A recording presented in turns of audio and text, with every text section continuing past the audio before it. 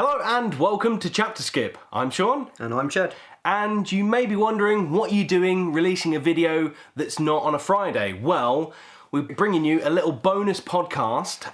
We're going to call this a Godzilla Spoilercast because myself and Chud, we went to see the new Godzilla movie on the opening night, which was Thursday. And we're here to tell you all about it and tell you whether you should go and see it and what we thought about it as well. So obviously, spoilers, duh, because, you know, it's a spoiler cast. And before we get into the new Godzilla, I just need to say that I haven't seen the 1998 Godzilla in probably, I don't know, 10 years or so, so I've pretty much wiped it from my memory. That's not a bad thing. It's not, is it? So I was going into this new movie quite fresh, although I've heard a lot of people talk about the old Godzilla and sort of how they said they pretty much ruined it and made him look like a dick, and Matthew Broderick was pretty poor. The film overall was just fairly terrible. I mean, I remember going to the cinema when I was a kid and watching it, and I liked it as, you know, how young I was then, because, you know, it's just a monster movie. Oh, yeah. And it's all, you know, state-of-the-art special effects then. Well, it's like what we were talking about in Volume 9 of the ChapterSkip podcast. We were talking about Power Rangers and the movie and how good that was. Well, for me, when I was younger, but now, you know, when you grow up and you know a little bit more about movies and you understand what's good and what's not, because when you're a kid, let's face it, anything giant that breaks buildings is awesome. Pretty awesome, you know. And, there's a lot of breaking buildings in this movie. But before we get into that, we'll just run down a couple of things. The movie was directed by Gareth Edwards. Have you heard of him before? I have not. I didn't realise he's a British director. I thought that was pretty cool. And he directed a movie called Monsters. Have you heard of or seen it? Yes, I think I've seen that with Joe. Yeah, it's a movie that's on Netflix, kind of an indie flick. I think it's better once you know more about it. I heard about it and then watched it and I appreciated it more because... I remember being slightly, almost bewildered by it. Is that the one where the monsters end up dancing together at the end at a gas station? Or am I thinking the wrong movie? They do happen at a gas station, but I don't know. Did they dance together? I can't remember. Some sort of weird mating ritual. Yeah, I mean, Joe, I don't think he was keen on it either.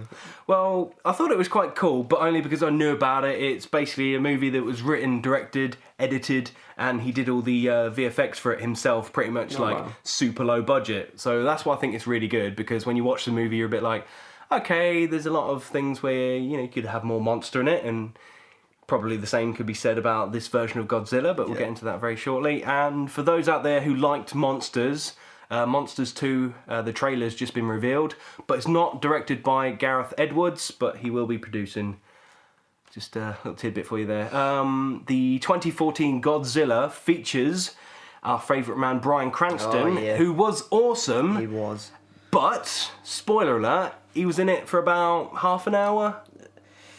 And the thing was, he was billed as like one of the top guys in it. Yeah, he wasn't in it for that long, and I was really, really upset by that. Yeah, I kind of went into it thinking he was going to be the main protagonist. Yeah, I thought he was going to be the scientist who sorts everything out and knows everything about Godzilla, but they kind of left that. And yeah, I was kind of, like you said, I was a bit upset. I was like, oh, surely that can't be it, but no, it really was it.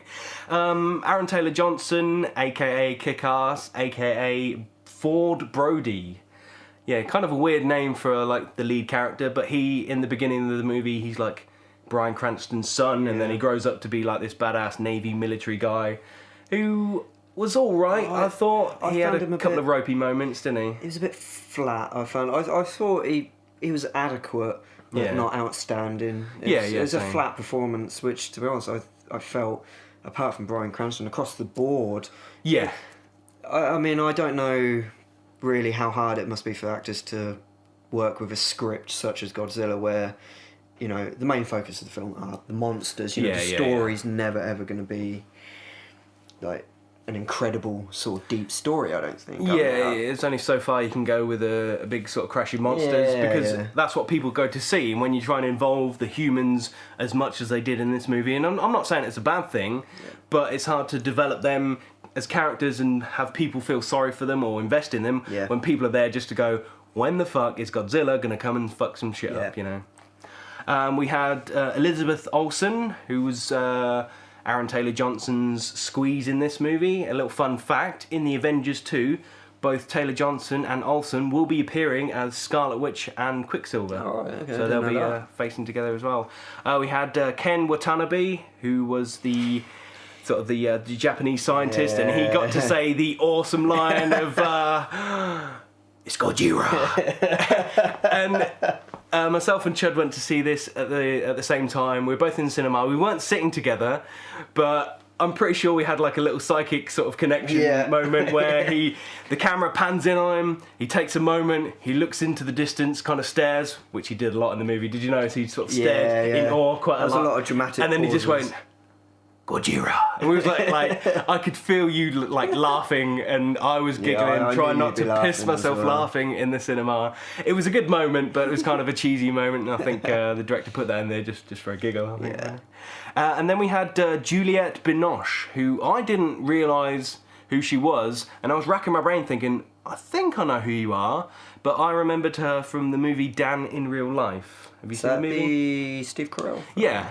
And she's the one that he tries to sort of get on, but she's with his brother or something like that. Right. No, and I was a bit like, I recognise you from somewhere. And then I looked into her, saw her IMDb, and I was like, I don't know any of the movies you're in, because a lot of them were sort of French movies, and I see, oh, Dan in Real Life. I was like, oh, that's where you're from. It's the same thing with Elizabeth Olsen. Yeah. I leaned over to my girlfriend and I said, she looks like one of the Olsen twins. Who is she? And later discovered it's like, oh, okay. Is that Mary Kate or Ashley? It's Elizabeth. She really looks like them.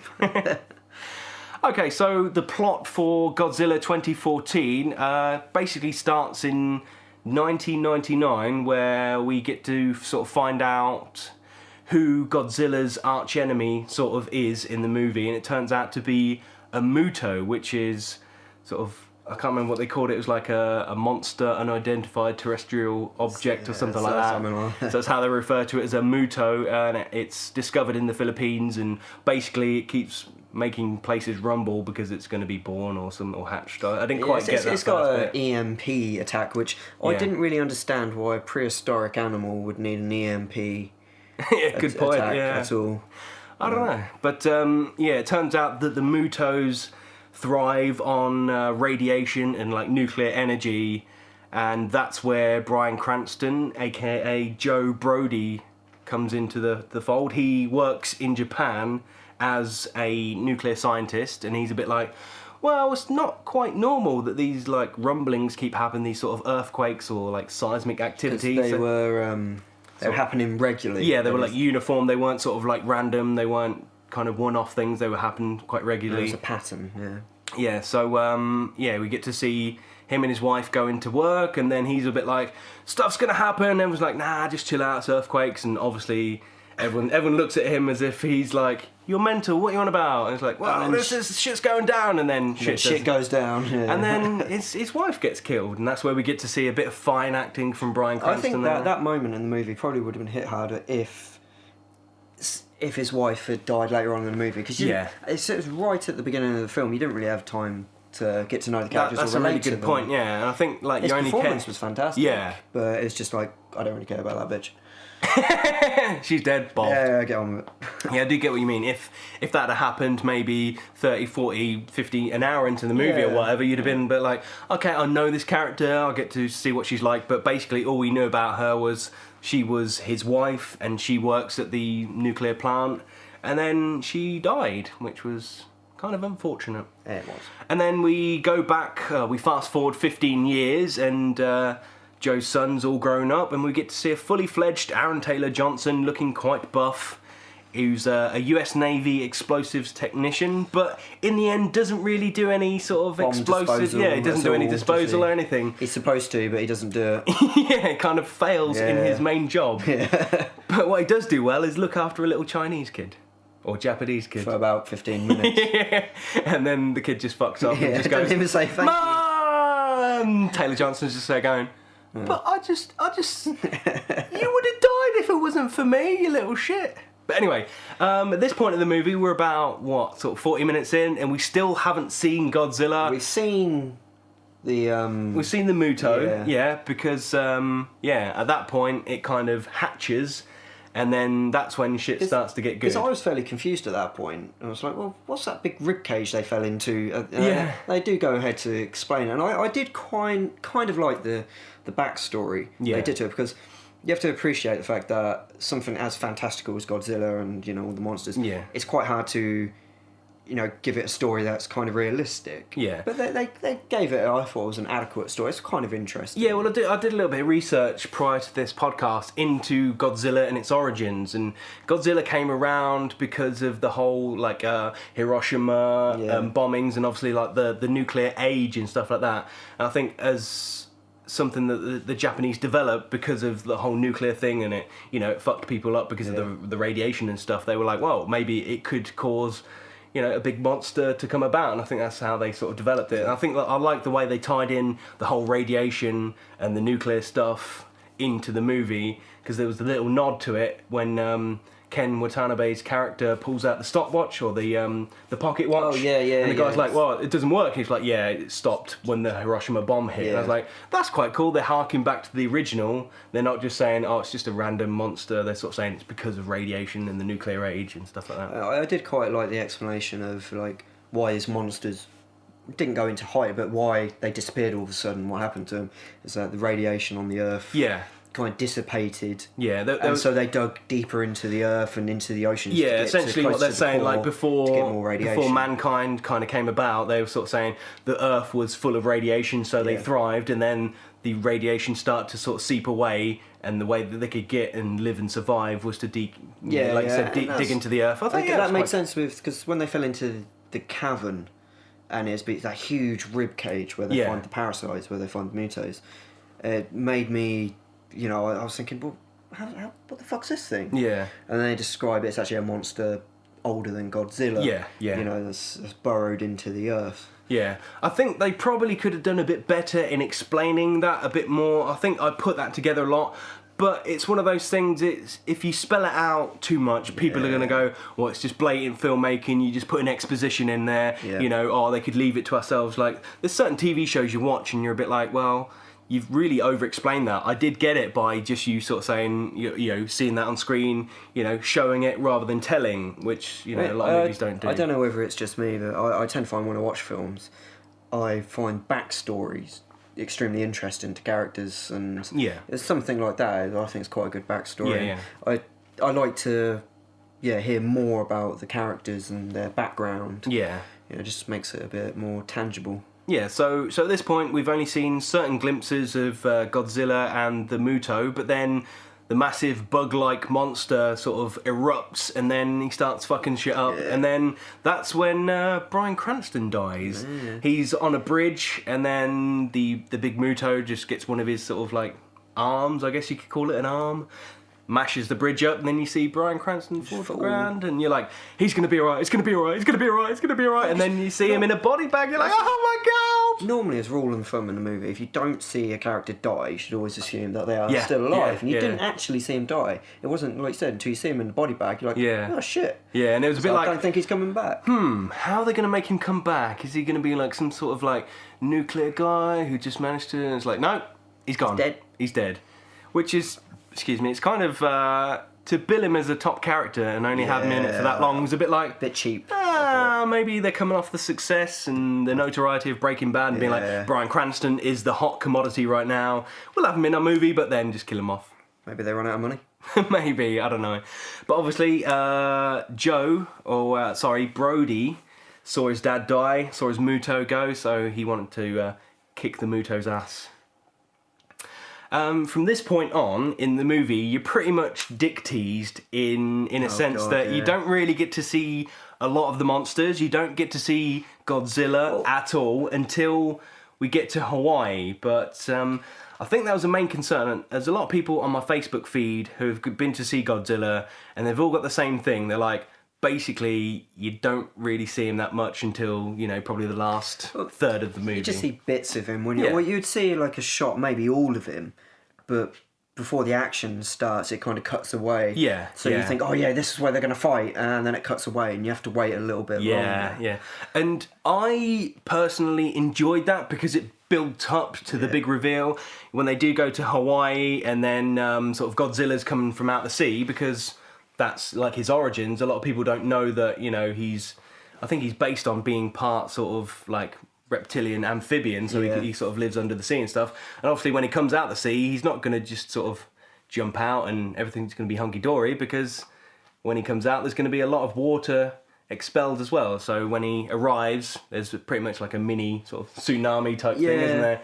And then he comes, you see a massive foot stomp, and then you give the hero shot, you see Godzilla, he gives the big roar, and that was when I was like, yes, yes, it looks so good. It looked amazing, didn't Yes, it? CGI it was did. absolutely incredible, and it was fucking huge. It was epic. And the sound in the cinema, like, this is why I think you need to see it in the cinema, because unless you've got a badass sound system at home, it's not going to come across. If you're watching it on a crappy iPhone or, you know, an iPod, iPad, anything like that with shit speakers, you're not going to get the full force of the roar. And there was a lot of, in the sound design, there was a lot of sort of sub-bass hits, you know, something that go on and boom. Lots of deep rumblings, especially with the Muto, when it's doing this EMP thing.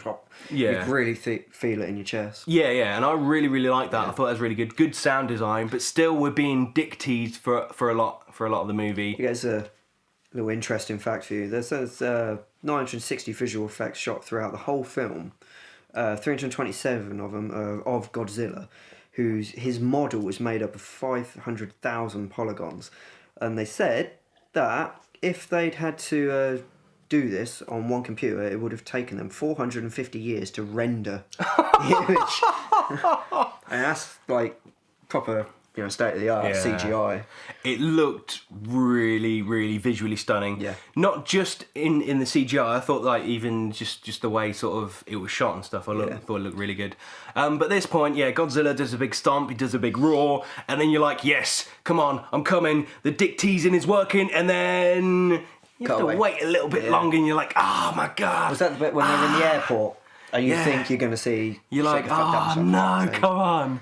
So I can understand a lot of people's concerns about sort of being teased a lot throughout the movie and not seeing him. But some people had a problem thinking like he's fat, and I guess like my girlfriend went over to me and said he's got a really tiny head. I think no, I think he's just a bit chunky. Yeah. But I thought he looked really good. Yeah. He was very, I guess, stocky. Yeah, well, I looked back, I went to a popular chain of DVD sales today, and I saw the 1998 Godzilla DVD case, and I looked on the back, and I just thought, this Godzilla just looks like a big sort of snout nose sort of... like a dinosaur. Yeah, That's it not looked what too Godzilla is, dinosaur-y, yeah. Because it's, like, what I read on the internet was apparently the makers wanted him to sort of look almost dinosaur-esque, but more sort of mutated and more...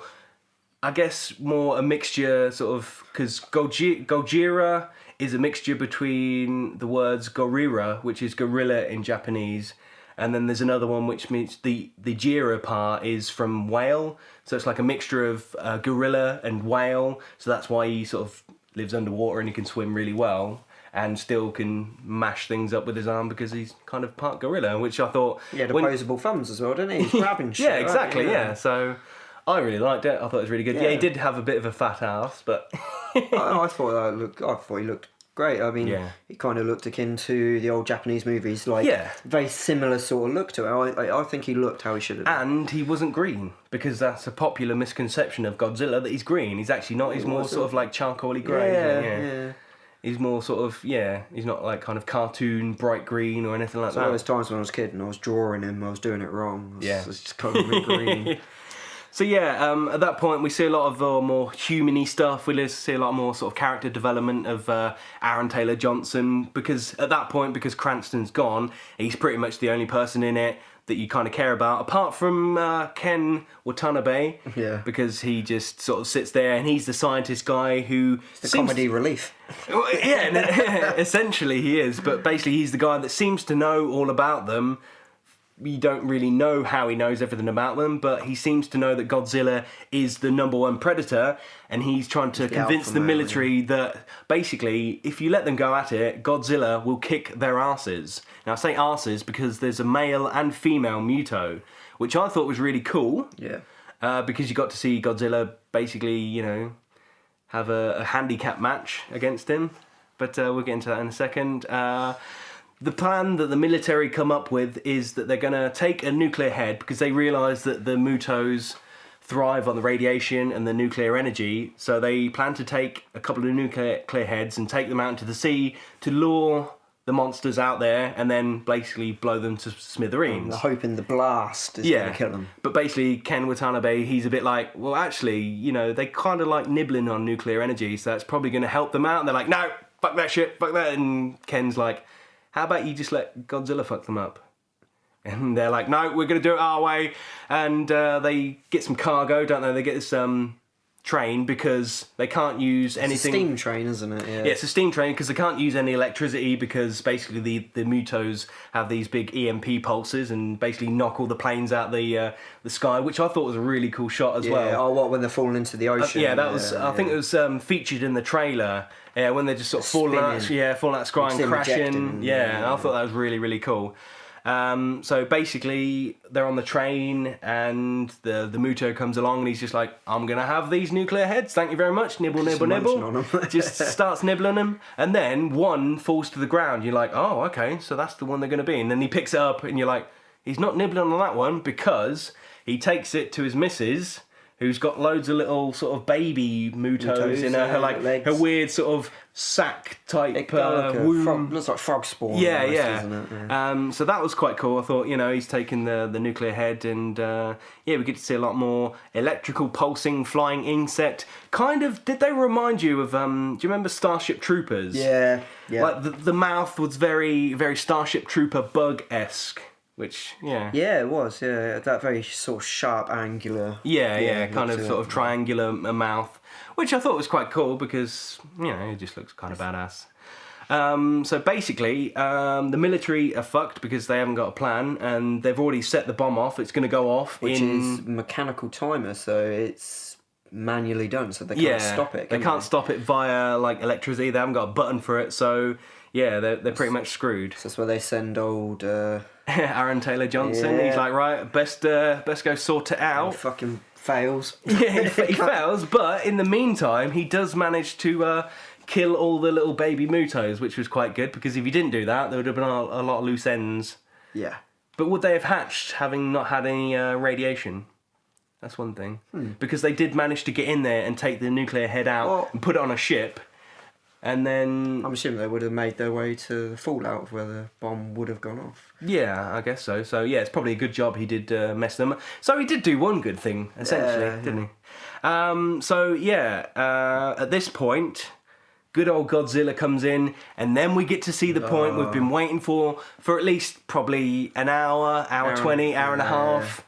This is when Godzilla goes 1-on-2 with the Mutos, and he shows them who's the real G, who is the real Godzilla, and basically the dick fondling we've had throughout the whole movie just turns into a straight up hand job, and we're just like, yes, we're on the edge of climax, it's gonna happen, and then it does.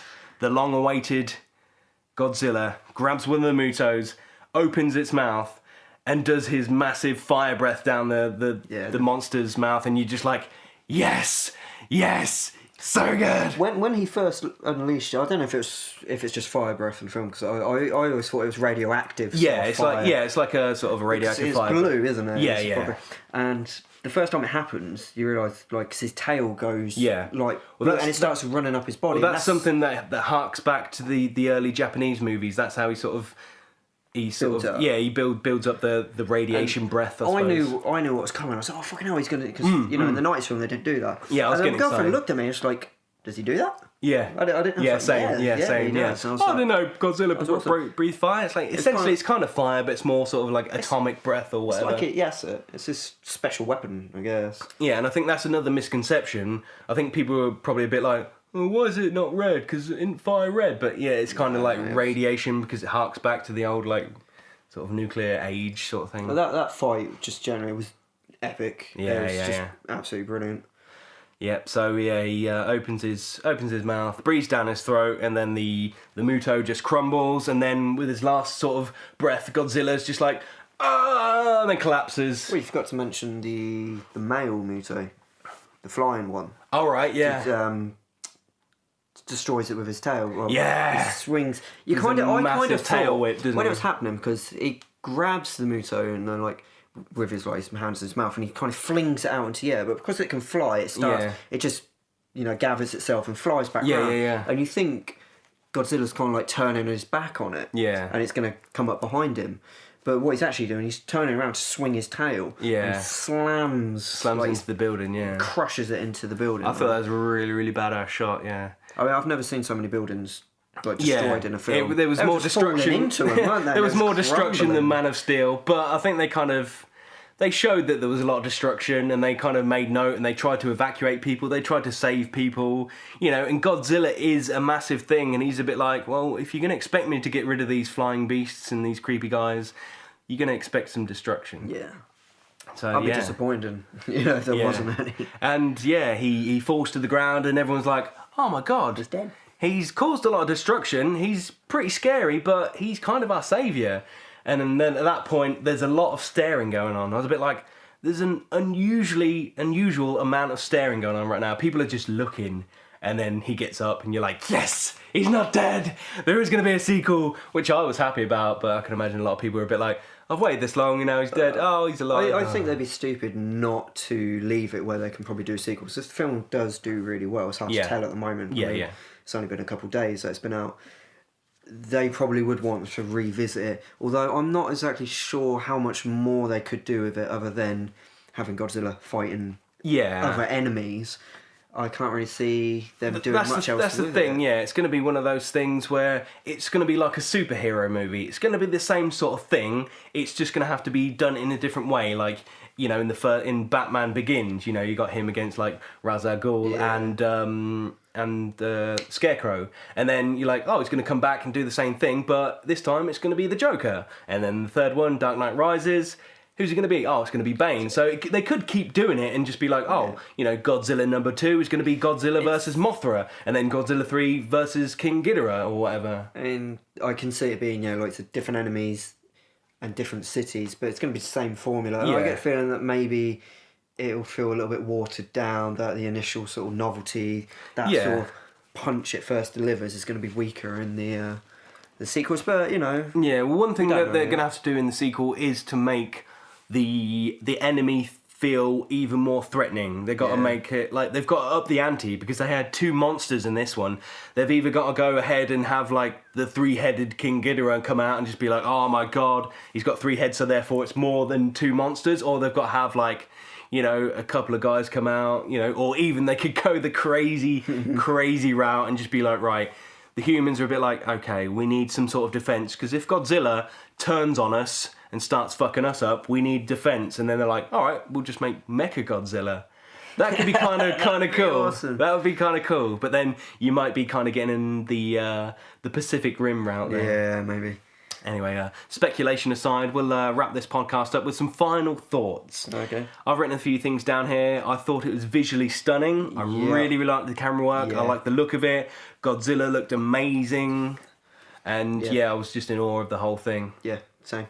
Looked really good. Thought it was a good story, and liked the camera work. There was a lot of hero shots, which made quite a lot of people feel important. But then again, they overused it quite a lot. There was a couple of hero shots of like Ken Watanabe, and then there was a hero shot of like the main military guy. And I was a bit like, is this guy meant to be important? Because they've just done a big reveal of him. Because did you see that scene where, like, you first see the military and this guy, he's got his back to the camera, he's walking around giving orders, and then he finally turns around, and I expected it to be somebody that I'd known or I needed to know, and he turns around, I was like, I don't know who you are. I knew who it was, I recognised his voice.